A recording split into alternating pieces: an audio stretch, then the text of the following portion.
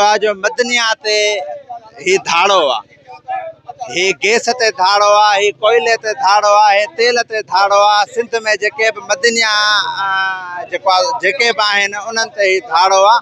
ऐं सिंध खे ही विराइण जी हिकिड़ी कोशिशि आहे। हू पाण खे मज़बूत था कनि, सिंध खे भले टोड़े कंहिंखे हीअं पर पाण खे हो मज़बूत था सम्झनि। हुननि जो जिथे बि ज़रदारी पंहिंजो जिथे बि फ़ाइदो ॾिसंदो उते जेको आहे पंहिंजो उन उहा मंज़ूरी जेको आहे पंहिंजो उन मंज़ूरी जे ज़रिए आइडेंस जेको आहे पंहिंजो पास करे छॾींदो। अॼु तहरीक तहफ़ुज़ आहिनि पाकिस्तान, पूरे पाकिस्तान में कारो ॾींहुं मल्हाए हिननि जा ग़लति फ़ैसिला रिजेक्ट करण जे लाइ निकिती आहे। असां क़ौमी कारकुन जॾहिं जॾहिं बि ज़रदारी खां वठी वेंदे सिंध हुकूमत ताईं जॾहिं जॾहिं बि हिननि जा ग़लति फ़ैसिला हूंदा असां ईअं रोड ते हूंदासीं, असां पंहिंजे अमल में हूंदासीं। को असांजा भले हे लाश केर आहिनि तॾहिं बि असां पंहिंजी जंग जारी रखंदासीं। वधीक असांजो SUP जो जेको मरकज़ी सदर आहे साईं ज़ैन शाह, उन जेको बि हुकुम कयो पोइ शटर बंदि हड़ताल जो हुजे, रोड जो हुजे, रस्तनि जो हुजे, या ॿॿरलो